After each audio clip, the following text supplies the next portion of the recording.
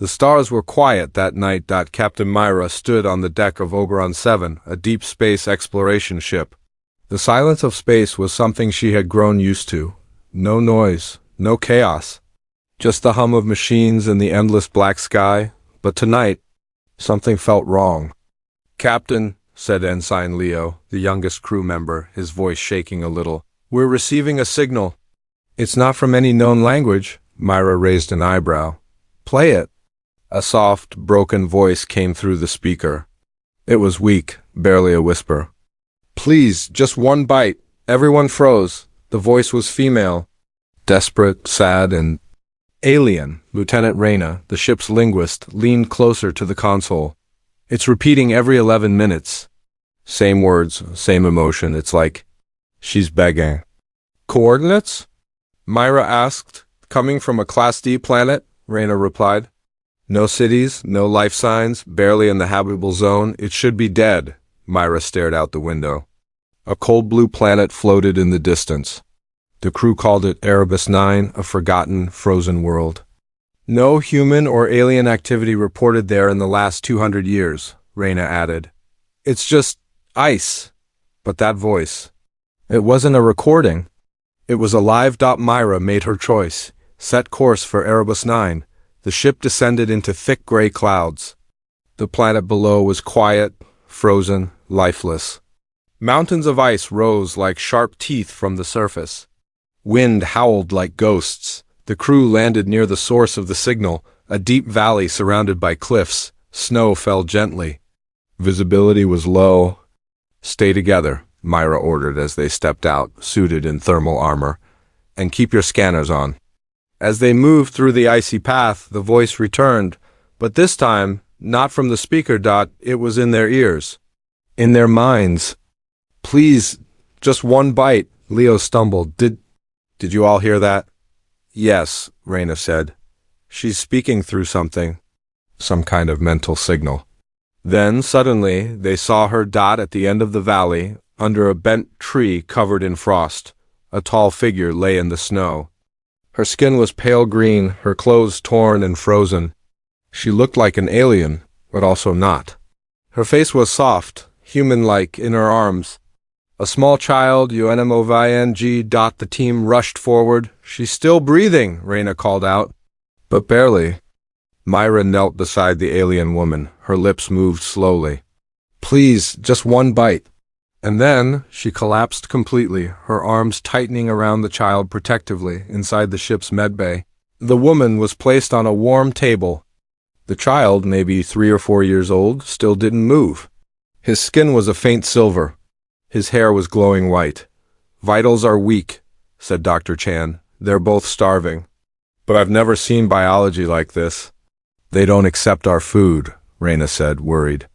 "I tried water, protein gel, nothing works." Myra watched the child.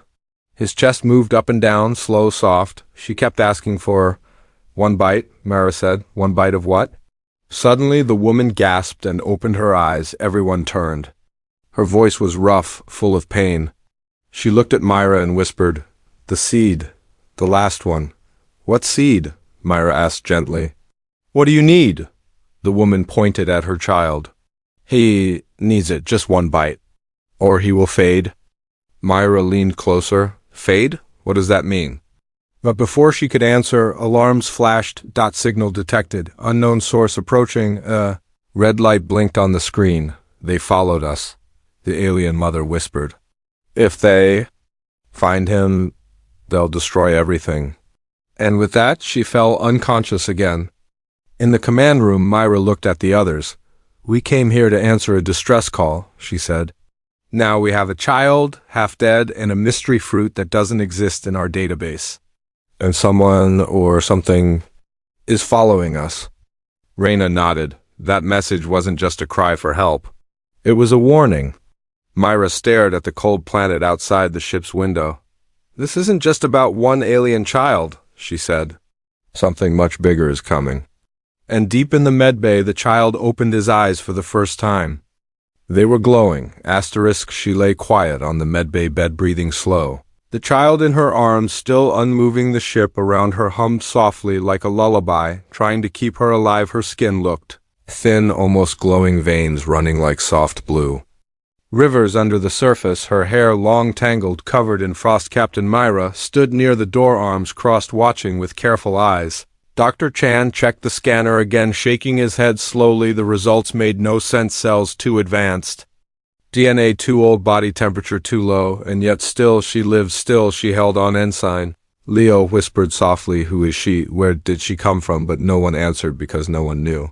The child beside her shifted just slightly, a hand twitching, then falling back silent. His eyes remained closed, his breathing shallow. Myra stepped forward, leaned close to the woman, her voice gentle, calm. "Who are you? What do you need?" But the woman did not speak. Her lips moved, though soundless, her body weak, her energy nearly gone. Reyna tapped on her pad, searching old records. No match in the database, not from this galaxy, not from any known species. Her language still unknown, her body refusing all offered food, water. Nothing worked. The only words she had ever spoken were still the same: "Please, just one bite." Then, without warning, her eyes opened wide and bright, glowing with pale gold light. She stared at Myra, not with fear, but with a deep sadness, like she had seen 1,000 worlds burn and still carried the ash inside her heart. "He is dying," she said, her voice cracked, dry like wind through sand, "and he needs it, just one bite or he will fade." Myra asked, "What is it? What does he need?" The woman raised a shaky hand and drew something in the air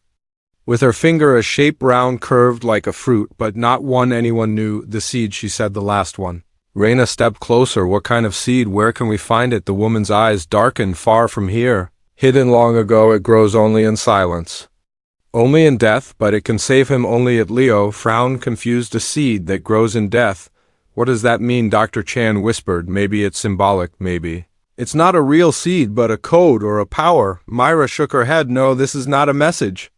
This is survival. She is talking about food, about life." The child's fingers twitched again. His body glowed faintly like the stars outside the window. Reyna scanned him quickly, pulse rising, brain activity increasing, something inside him waking up. Something powerful and strange. Then the lights on the ship flickered once, twice, systems stuttering, a low hum rising from the walls like a storm building in metal. Myra turned sharply. "What's happening?" Leo shouted from the control deck. "Something is interfering with the ship's core, some kind of energy wave coming from Medbathy." All turned to the child, his eyes open now, golden silver fire inside, his gaze scanning them like looking through time. His lips did not move, but all of them heard his voice in their minds, not words, but feelings, hunger, sadness, fear, and something older, something deeper. Reyna stepped back, breathing heavy. "He's inside my head." Myra moved forward, slow, careful. "Can you hear me?" she said. The child looked at her, tilted his head, curious, not afraid, just tired, so very tired. The alien mother reached out, placed a hand on the boy's chest, her voice soft again, like a story told at the edge of sleep. "He cannot control it, not yet. Without the seed, he will lose himself. He will become like the others." "What others?" Myra asked. The woman's face changed, a shadow passing over it, ancient memories rising from her eyes. The ones who took the seeds, the ones who used them, twisted them, built weapons, fed their greed, until the seeds turned dark and the guardians fell. "Guardians?" Reyna asked. "You were guardians?" She nodded weakly. "Once, long ago. We watched over the seeds, protected them. One bite heals, 2 bites awakens, but too many and it destroys everything." Myra felt the weight of the words heavy in the air. A child starving for something that might not exist, a woman carrying the last light of her people across stars, now dying on her ship with no promise of hope, no clear path forward. Reyna's screen blinked again. A match found in an old archive, something called Eon Seed, a project from Earth, locked, classified, restricted knowledge, hidden for over 200 years. Marked dangerous, marked extinct. The woman saw the screen and nodded. "That is the name. They gave it Eon Seed, eternal hunger, eternal life. It is both gift and curse. Only one remains now, only one, and we must find it before the others come." Myra's voice was quiet. "Who is coming?" The woman's voice was quieter. "The ones who hunt, the ones who smell the seed when it wakes. They are already near. They are always near." Suddenly the ship's warning lights flashed again, something moving out in the dark. Beyond the planet's orbit, unknown shape, unknown size, traveling fast, no communication. "No ID." Myra gave the order. "Raise shields, prepare to leave. We need answers, and we need to find that seed before it's too late." Before this child becomes something he cannot return from, before those things outside take everything, the alien mother looked one last time at her child eyes full of both love and fear, and whispered, "If he fades, so will we all." The ship moved slowly through silent space, carrying questions without answers, carrying a mother who no longer spoke and a child who barely breathed and a crew who had seen things they could not explain. Captain Myra stared at the stars beyond the glass, her thoughts spinning like dust in gravity. She had led rescue missions before. She had brought back survivors from the edge of death, but this was something else, something old, something waiting. In the medbay, the child sat up slowly, his eyes shining with gold and silver, his body still weak, but his mind reaching out, touching thoughts like wind touching leaves. Myra entered carefully, watching him, feel the room without moving, feel her without looking. "He needs the seed," the mother had said again and again. "Not food, not water, just the seed, one bite to survive, to remember, to become what he was meant to be. And if he does not, the price will be heavy for all of them." Raina had searched all records, pulled old data from locked files, and found one match, a symbol the woman had drawn in blood. It was real. It had a name lost to history and fear. Eon. Seed, they called it in Earth's archives, a living fruit that feeds not only the body, but the mind and the soul. It was created once in secret, then buried, because it grew too fast, because it changed those who ate it. It gave strength and memory, it awakened power, but not all minds could hold it, and some who ate more than one bite turned into something else, something hungry, something endless. Myra remembered the alien mother's warning: one bite heals, two awaken more than that, and it destroys. She remembered the way her voice broke when she said the guardians failed, and now the last seed must not fall into wrong hands. Leo appeared, holding a datapad, eyes wide. "Captain," he said, "there's a place, there's a record from a science ship 2 years ago passing through the Oort field near Earth. They reported strange plant life, glowing spores matching the Eon seed description. Coordinates logged but never followed." Myra turned to Raina. "How far?" Raina checked the charts. 2 jumps, 1 refuel. "We can be there in 36 hours if nothing slows us down." Myra gave a single nod. "Prepare the ship, we're going." As the ship turned toward the edge of the system, the child walked slowly into the command room, small feet, silent eyes, bright. He looked at everyone with quiet knowing, as if he saw what they had done and what they had lost. Myra knelt beside him, spoke gently. "What is your name?" The child placed a hand on her head. No words came, but suddenly she saw flashes of stars breaking apart, cities covered in vines, people screaming or singing. She could not tell the difference, and then one word in her mind, not spoken, but planted like a seed. His name was Solon. The mother slept now, her energy low, her heartbeat slow. Diarchan said she would not survive much longer without the seed. He could not explain how he knew, but he felt it in his hands every time he touched her skin, like something was slipping away piece by piece. When they reached the coordinates, the planet below was gray, quiet, and covered in mist, the atmosphere safe, but full of strange static, strange readings. No signs of life, but the ground itself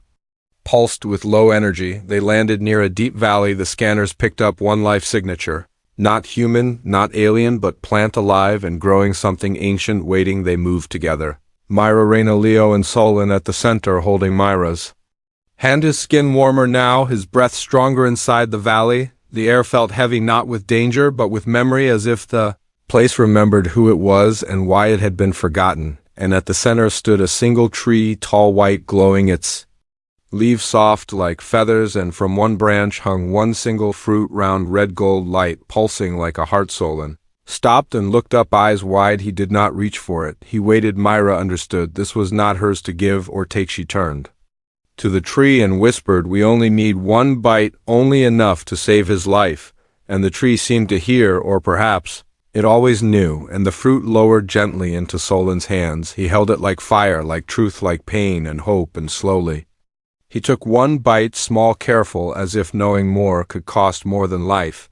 And as he chewed, his eyes closed and his body glowed from the inside out, light wrapping around him like a cocoon, like armor, like a promise. The moment passed. The tree grew silent again. The valley dimmed. The fruit now just a shell, empty and dry. But Solon stood taller, breathing steady, his glow soft, now his hand steady. He looked at Myra with calm knowing, and behind them the ground shook, once not loud, not angry, but warning. Raina checked the scanner and whispered, "They're coming." Myra turned back to the ship and to the mother still waiting in silence, and said, "Then we better be ready, because I think that bite woke more than just a memory asterisk." The ship floated through silent space again, but it did not feel the same. Something had changed, something in the air, something in the walls, something in the people, and most of all, something in the child. Solon stood near the viewing glass, looking out at the stars as if he understood them, as if they were speaking to him, not with words, but with light, with motion, with memory. He blinked once and saw things no one else could see. Captain Myra watched him from the control deck, not with fear, but with a strange pull. Like standing near a fire in winter, dangerous maybe, but needed something about. Solon felt bigger now, not just a child, not just a survivor, but a doorway. The alien mother rested in the medbay, her skin growing pale again, her heartbeat softer. The one bite had healed the boy, but it had done nothing. For her, maybe she had always known, maybe she had given up the last light so her child could live. Dr. Chan checked her vitals again every hour, hoping for change, but seeing only decline. Her body was not responding to treatment. Her cells were different, old, tired, almost as if they were not made to last much longer. Leo sat with her, sometimes speaking softly, hoping she would hear him, telling her about the stars and the planets and how her son had saved them once already, because the ship had almost collapsed during the jump, but Solon had reached out with his mind and held the engines steady without even touching a wire. The crew whispered now about him, not in fear, not in worship, but in awe. He was quiet, he was kind, but he was something more. Every time someone passed him, they felt something deep inside, like old wounds, healing or forgotten. Memories rising like warm smoke. Raina ran new scans on Solon, trying to understand what he had become. The data showed elevated neural activity patterns that matched nothing in the known species record. His brain worked like a living network, like it was connected to something far beyond the ship. He walked through walls, not physically, but emotionally. Wherever he went, the room changed. The people inside changed, not by force, but by feeling, and Myra began to wonder if he was not only a child, but also a seed himself, now growing slowly into something the galaxy had not seen before then.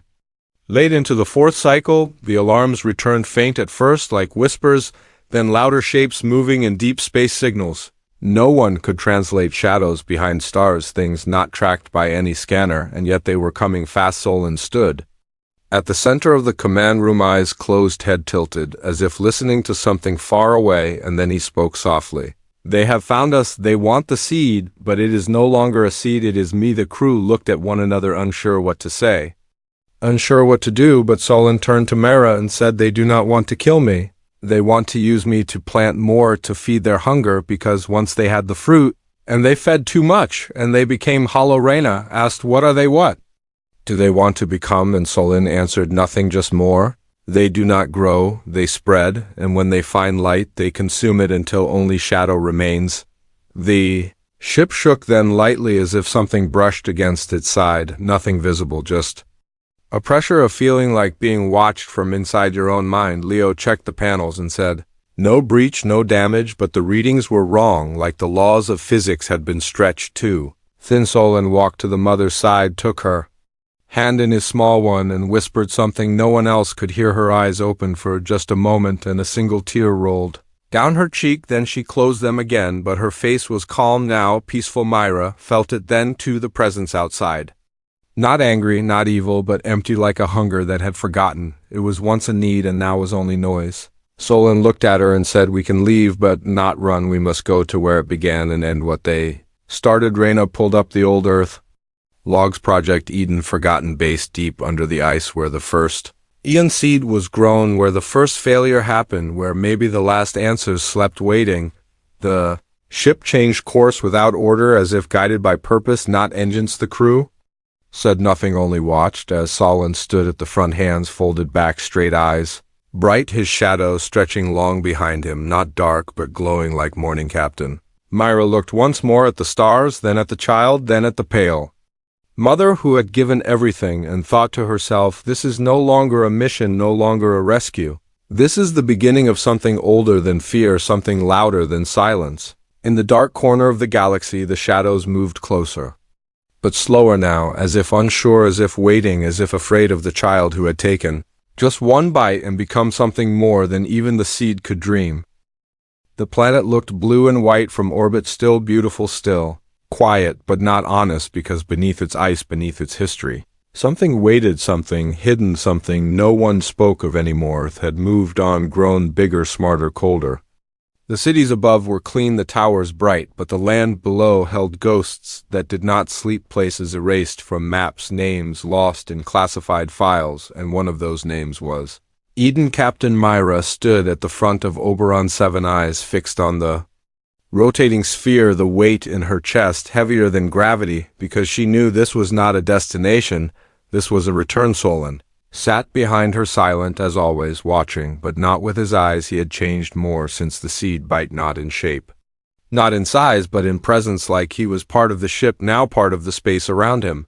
When he breathed, the lights pulsed. When he blinked, doors opened without sound. Reyna located the entrance. It was deep under the Antarctic sheet, coordinates buried in an old military server, locked behind 8 dead passwords only. Solon could open them with a touch, a whisper, a thought, and the path revealed itself. The shuttle landed on a smooth sheet of ice, wind howling like a warning, sky above gray. And lo, they stepped out wrapped in thermals, but still felt the cold inside their bones, because this was not just frozen water, it was memory solidified, it was silence preserved. Leo found the first marker, a steel panel covered in frost, hidden under layers of snow. It read Project Eden, no symbol, no flag, just a door beneath the ice that slid open without touch, welcoming them into the dark below. The hallway lit slowly as they walked, lights, sensing life again after 2 centuries, machines waking from sleep, computers blinking, unsure of time or purpose. The air was dry, too dry, as if it had been holding its breath, waiting. The walls were white, cracked, lined with screens and ports and warning signs, all faded, all tired. The deeper they walked, the more they saw things left behind, papers, tools, photos of smiling faces, now covered in dust, joy captured before disaster. Reyna found a journal half burned. Its last entry said, "The seed has changed us. It knows our fears and feeds from them. We were wrong to make it wrong, to grow it wrong, to eat it, but it is too late." They reached the core chamber, round, vast, and hollow, with a single glass pod at the center, and inside a tree, small, fragile, still alive, glowing softly, its roots curled into the metal floor, its fruit missing, but its memory full. Solon stepped forward, reached out his hand, hovered above the glass, not touching, and the tree responded, its glow rising, its branches stretching toward him like it remembered him, or maybe it remembered what he now was. Mara asked him softly, "What is this place really?" And Solon answered without speaking, through the thoughts they all felt together, "This is where they tried to become gods and made monsters instead." The tree showed them what happened years ago, flashes of scientists laughing, testing, planting, and then one day someone took more than one bite and everything changed. Bodies, twisted minds, broken, the hunger too strong, the knowledge too deep. They sealed the lab and left it to die, but the seed had roots that never stopped growing, and in the dark it waited, and when Solon was born, part guardian, part seed, it called to him across the stars. The crew stood still, the truth washing over them like a storm. Myra closed her eyes for a moment, breathing slowly. This was not a rescue, not a mission. This was a reckoning. Suddenly the power flickered. Shadows moved across the walls. Something else was waking, something not born of earth or stars, but of hunger, the old kind, the forgotten kind, the kind that smells light and chases it until nothing is left. Leo shouted, "Contact, unknown form outside the base, moving fast." Reyna read the signals, not life, not machine, something in between, like a shadow given shape. Solon turned to Myra, his voice low, "They are here, they followed us, they want the root, they will not leave until it is gone, or they are." The trees glowed, dimmed, fear passing through its bark. The pod cracked slightly, as if in warning. The walls shook, dust fell like snow from the ceiling, the cold returning, but now sharper, now angry. Myra gave orders, fast, defend the base, protect the tree hole position, but her heart knew this was not a battle of weapons, but of will. Solon stepped into the center, his hands rising, light pouring from his palms, his eyes full of old fire, his voice rising inside their minds, "Not yours, not now, not again." And the shadows screamed, asterisk. The air inside the base had changed.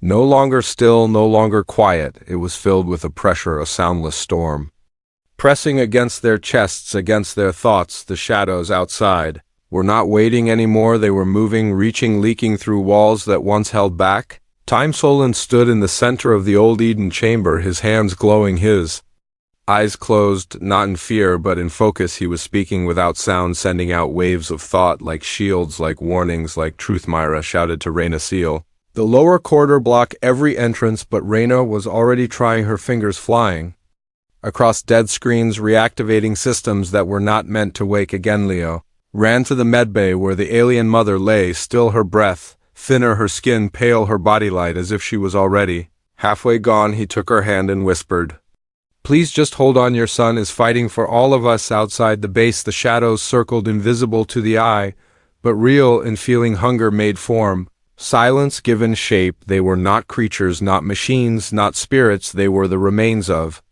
those who had taken too much of the seed, those who had eaten and eaten until they forgot they were ever alive. Reyna screamed as the lights flickered again and something passed through her. A memory not hers, a voice whispering inside her head, all hunger, no soul. She dropped to the floor, but Solon reached out from across the room, and the darkness broke like smoke in the sun. He moved slowly, walked toward the ancient tree at the heart of the chamber, the glass pod now wide open, its branches stretching toward him, not in fear, not in warning, but in recognition. They had made the seed, but Solon was its echo, its future, and maybe its end. Myra followed him, her hand on her side where a long scar burned again, old pain waking as if the seed remembered her too. She asked Solon, "What happens if they break through? What happens if they take you?" And his answer came like a bell, without sound. "Then they will never stop." He knelt beside the tree, touched its root, and the base shook deep from the foundation, cracks opening along the walls, revealing old growth vines,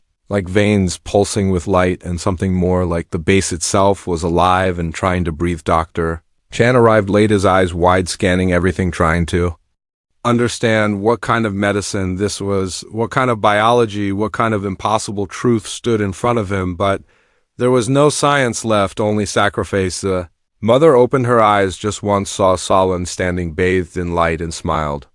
Not in joy, not in relief, but in peace, as if she had been waiting just to see this moment, to know her son had become what he was always meant to be. Myra turned as the shadow breached the final door, not walking, not running, just existing, a ripple in space, a wound in reality, and it spoke, but not with words. It sent out thoughts like knives, like poison, like promises. It told them all it would share, the hunger it would make them more. Solon stood and faced it, not with fear, not with hate, just understanding, and he said to them, "All I can stop them. I can seal this place forever. I can grow a wall they cannot cross, but it comes with a price." Myra asked what kind of price, and he looked at her with golden eyes, the kind of eyes that had seen too many endings. "I must become the root," Leo said. "No, too fast, too loud." He had seen Solon's smile, had heard him laugh, had watched him become something beautiful, and now he was watching him. Reyna whispered, "There has to be another way," but the mother from her bed said, "No, this was always the way. This was the reason the seed chose him, because he does not want power, he wants peace." Solon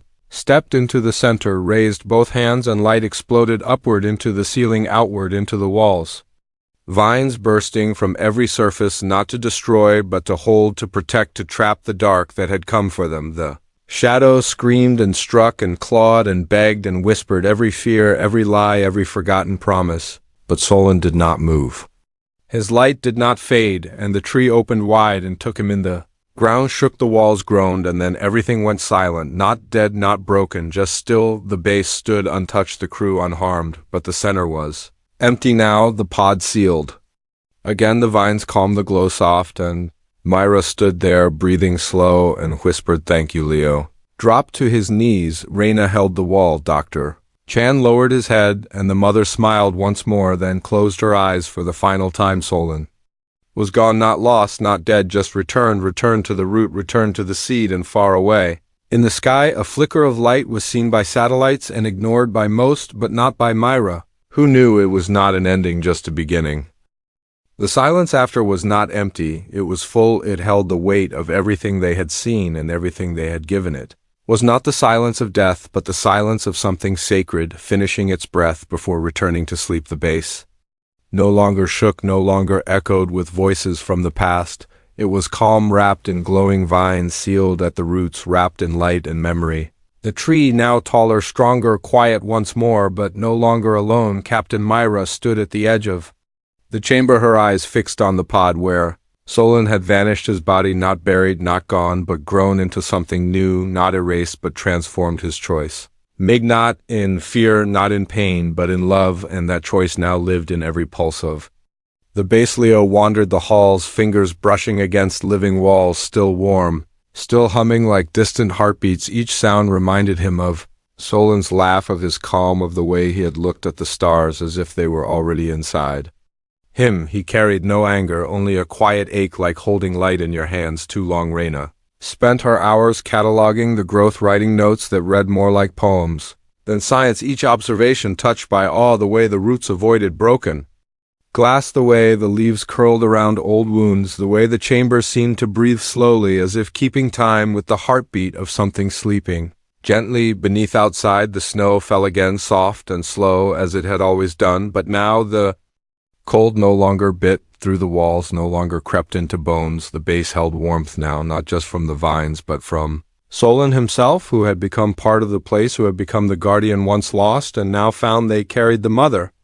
Out wrapped in white, placed her beneath the tree, her body light as air, her face peaceful. Myra placed a stone beside her, not carved, not marked, but smooth, a reminder not of death but of return, because she too had returned to something larger than time. The ship Oberon 7 remained dock, systems restored, pulse steady. It waited not to escape, not to flee, but to carry the truth home, to speak of the seed, of the sacrifice, of the one bite that had been enough not to feed, but to save. Before they left, Myra returned alone to the chamber where it all began. She stood before the tree, her hand outstretched, her fingers brushing bark that now pulsed with quiet light, and she whispered not words of command or farewell, but thanks pure and honest.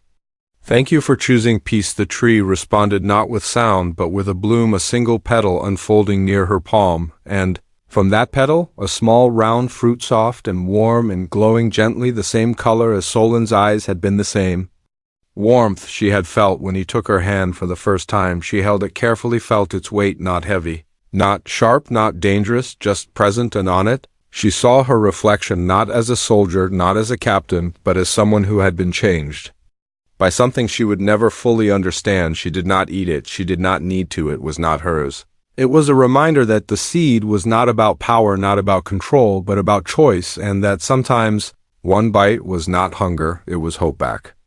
On the ship, as they prepared to leave, as the earth spun slowly beneath them, Myra placed the fruit in a small sealed pod, not in the lab, not in weapon storage, but in the observatory. The place where stars are watched, where wonder is kept. She placed it there so it could dream. The crew gathered together, not with cheers, not with orders, just silence, the kind shared by people who have walked through something they can never describe and come out carrying pieces of it inside them.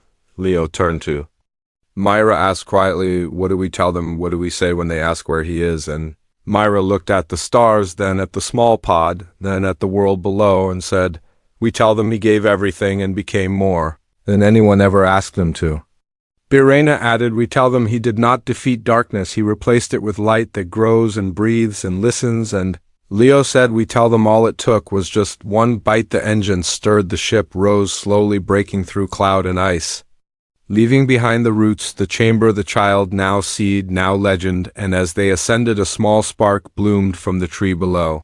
A pulse sent into space, a new signal, not of fear, not of begging, but of promise. A child's voice, soft and golden, echoed through the hearts of those who had known him, not loud, not long, just enough. Thank you.